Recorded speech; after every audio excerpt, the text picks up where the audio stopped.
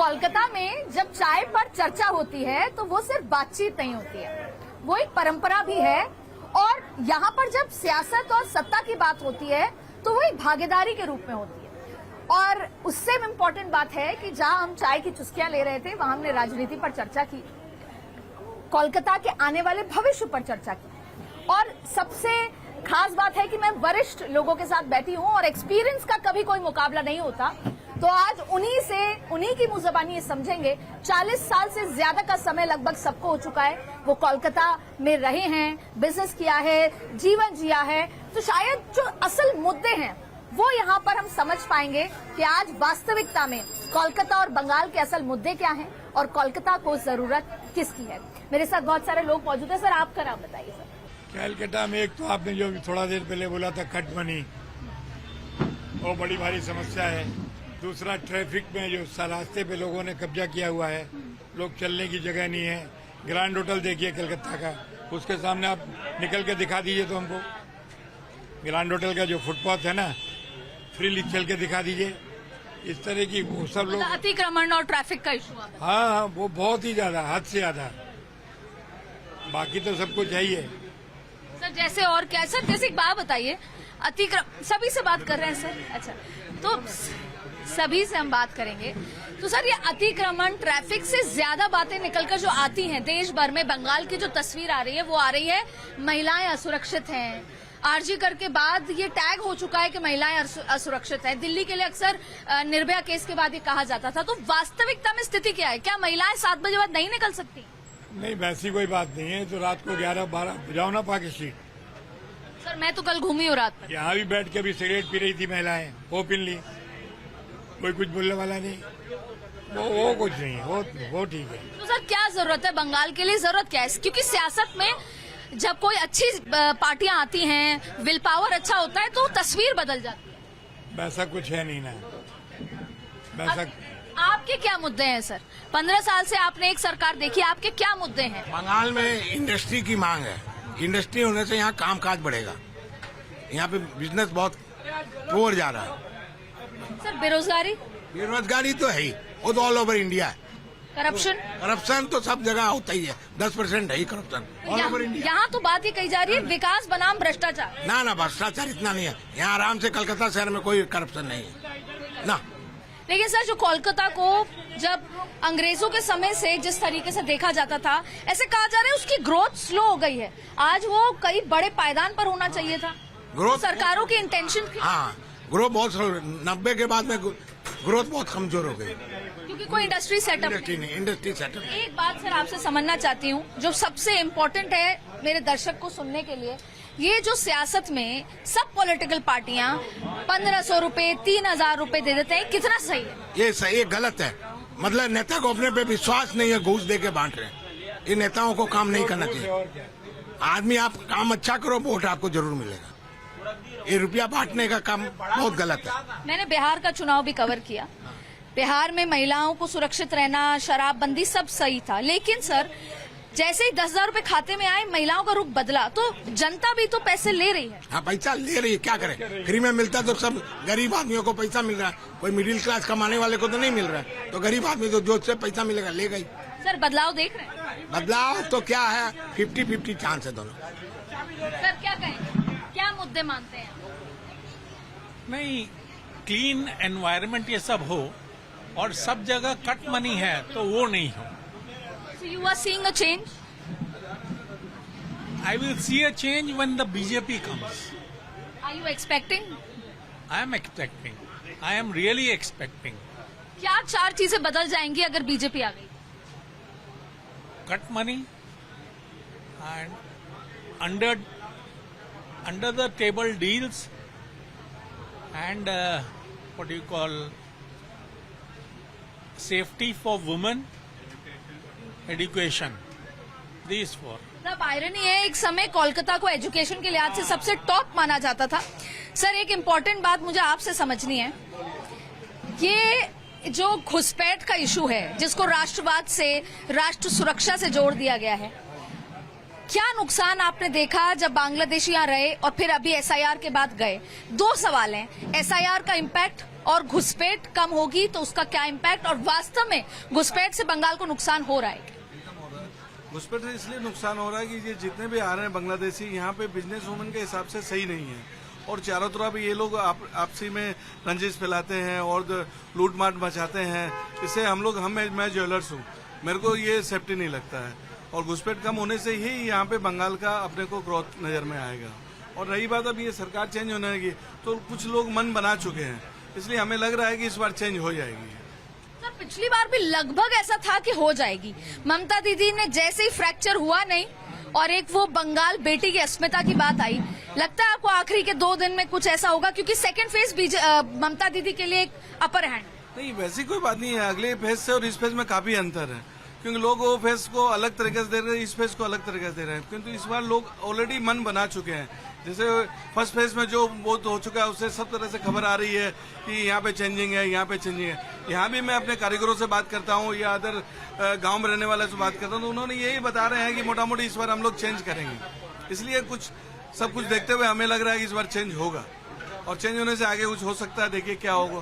15 साल जैसे भाई इंडस्ट्रियां सब बंद पड़ी है, कारीगर लोग सब मतलब जिनके पास काम नहीं है, और कुछ रास्ते का आवागमन सब अधिक्रमण सब बहुत तरह की बातें हैं।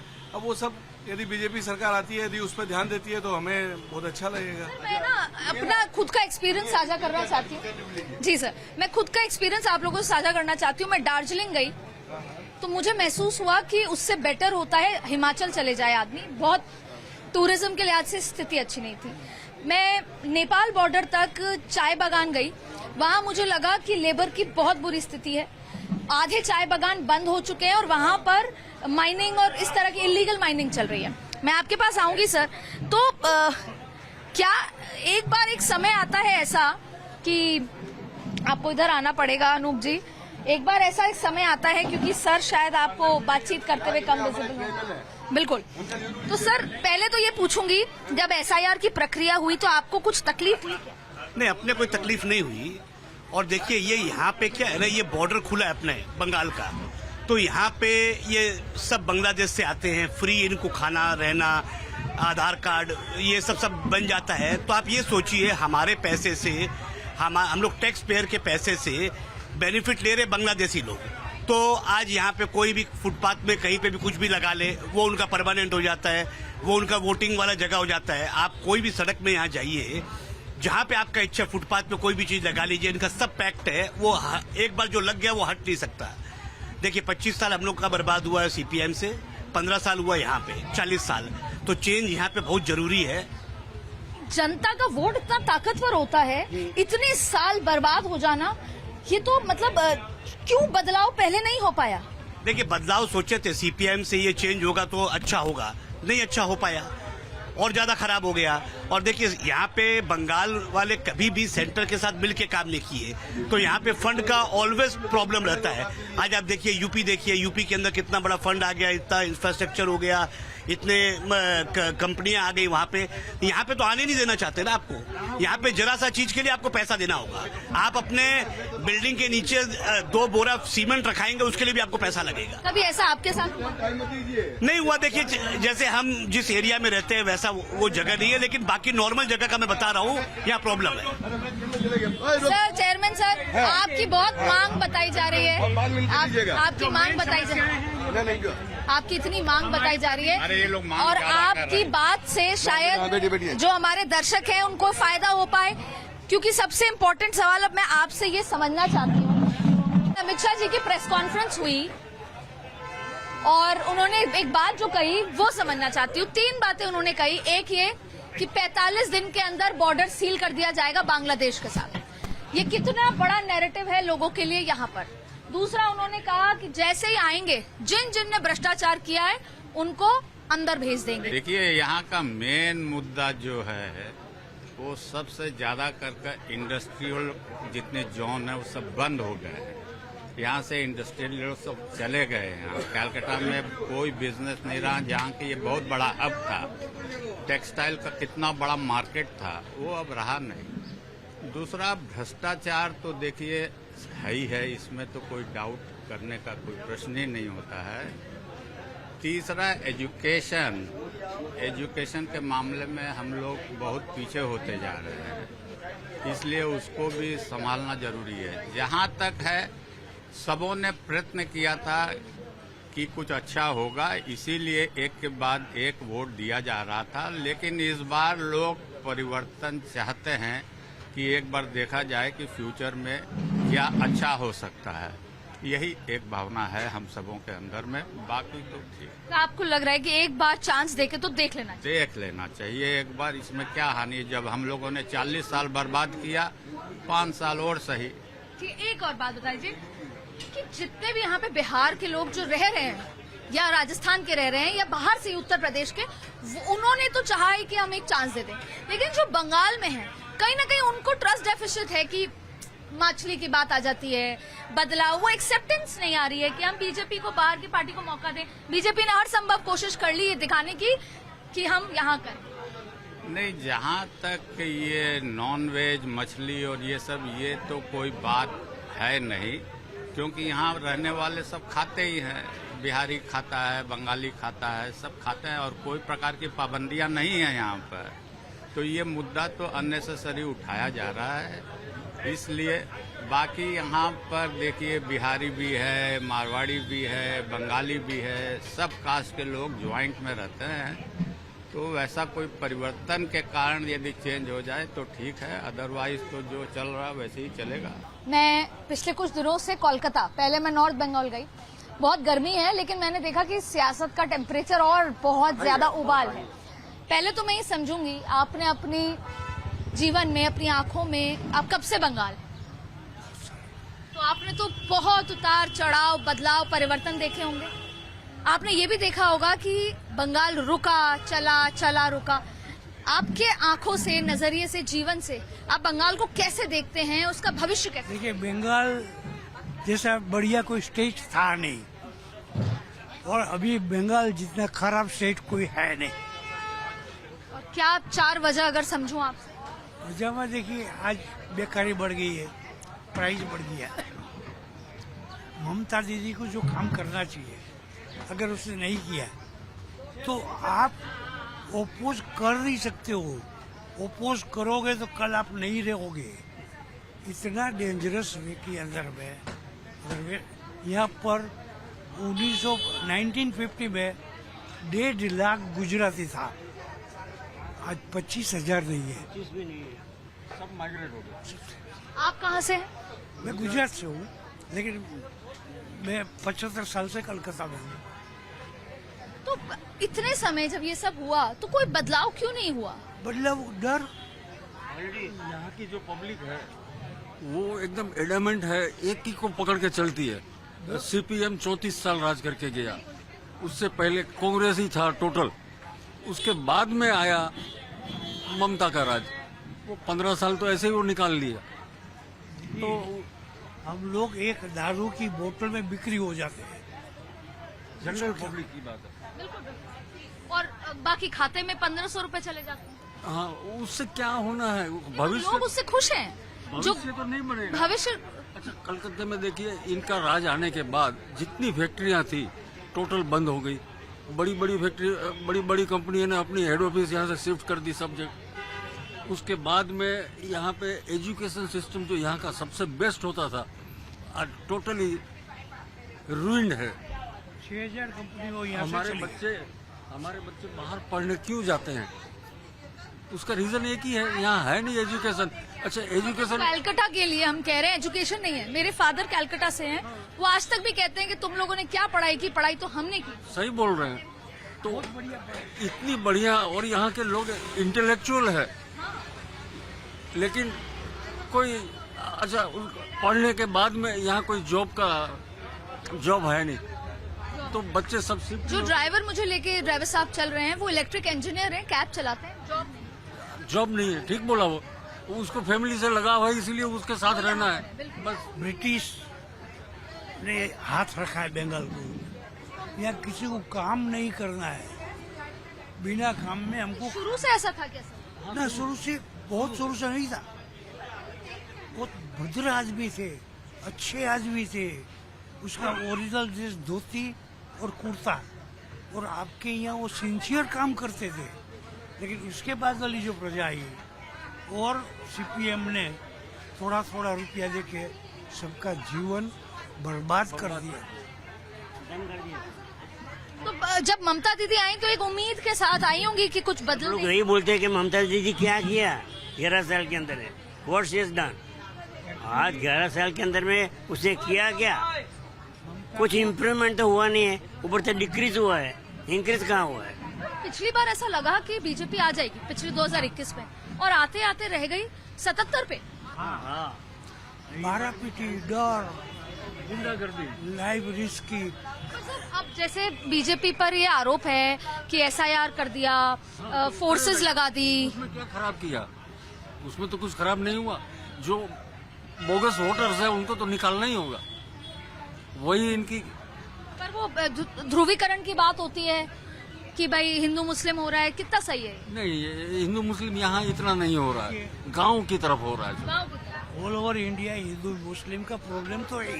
आपका घर में 4 रोटी और कोई गरीब को देना है गुजरात में, लेने वाला तो 5 मैंने बोलवा दिया ना, 5 किलोमीटर आप चलोगे तो भी एक गरीब मिलेगा नहीं। गुजरात में भिखारी नहीं, भिखारी नहीं मिलता वहाँ।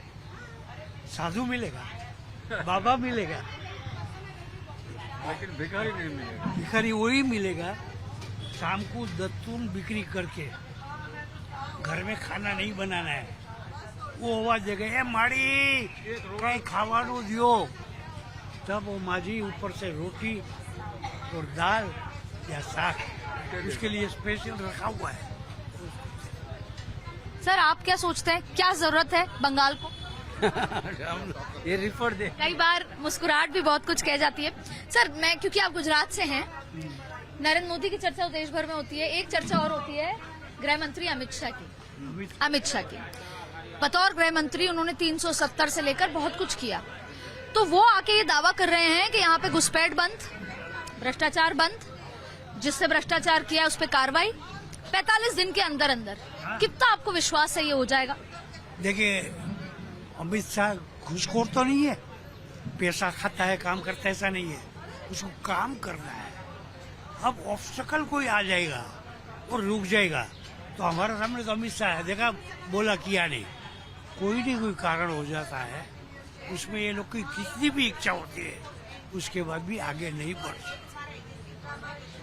अगर मोदी जी ने कहा था जब आए कि हमारा जितना पैसा बाहर पड़ा हुआ है स्विस बैंकों में, वो अगर हम वापस ला सके तो सबको 15-15 लाख रुपया मिल जाएगा। पब्लिक ने क्या पकड़ लिया, ओपोजिशन ने क्या पकड़ा कि 15 लाख का इन्होंने वादा किया है। वादा तो था नहीं, कहीं मिल सकता है, बस इतना ही कहा था। वो ये लोग पकड़ के बैठे हैं, आज भी याद करते हैं उसको। अच्छा राहुल गांधी क्या है अस्तित्व उनका बंगाल में? कुछ और एक समय कांग्रेस का बड़ा पकड़ थी यहाँ पर, और कोई पार्टी नाम थी नहीं ना, और कोई नहीं था। सर महिला फैक्टर में ममता दीदी का इमोशन है, महिला फैक्टर को लेकर ममता दीदी के लिए इमोशन कोई है? महिला जैसे ममता दीदी महिला हैं, तो एक लोगों में वो इमोशन होगा ना कि बंगाल की महिला है। उसको कोई इमोशन है ही नहीं, खत्म कर दिया उसने। नथिंग। गद्दी कैसे भी रखनी है, मार के, मर्डर करके, घूस खिला के, कितना रुपया बनाया। आज देखिए जो लो मोदी जी लाया, पहले तो 10 दिन नहीं होता रहा, एक सेल्फ टैक्स इंस्पेक्टर ऑफिस में आता था, एक खाता लाओ 200, 500, 1000, 2000 खा के चला था। 10 साल में एक भी इंस्पेक्टर ऑफिस में नहीं आया, तो बढ़िया नहीं किया। सेल टैक्स का ना इनकम टैक्स का कोई आदमी नहीं आता है किसी के यहाँ। पहले तो हर महीने में खड़ा हो जाता था, दीजिए, अब नहीं। इनकम टैक्स का रिटर्न आपका आया, वो लाने के लिए घूस देना पड़ता रहा। आज इनकम टैक्स में तीसरे दिन आपका एसएस होके आपका पैसा घर में आ जाता है, तो बढ़िया मोदी जी ने बहुत पैसा। सर आप इन शॉर्ट बदलाव की उम्मीद कर रहे हैं और लाने की कोशिश होना चाहिए, मस्ट। ठीक सर, आप लोगों का मार्गदर्शन के लिए बहुत बहुत शुक्रिया सर, थैंक यू। यहाँ का सेंटेंस क्या है मालूम है बंगाल में? खास করবো না দাবি দিতে হবে। एक बार वापस बताइए। दाबी जीते हुए काजखोर बोना, अच्छा। सेंटेंस मेन है। काम करेगा नहीं, रुपया दीजिए, ये यहाँ का और सेंटेंस। यही अमित शाह समझाने की शायद कोशिश। ये क्या हुआ है, मेनली ये जितने सबको फ्री में राशन देना, तो कौन काम करेगा फिर? सही बात है। आदमी घर बैठ के पत्नी के खाते में पैसा आ रहा है। बेचता है वो माल, वो राशन जो उठाता है, घर के 12 आदमी है, 12 आदमी का राशन करेगा क्या? वो ले आता है, बिक्री करता है।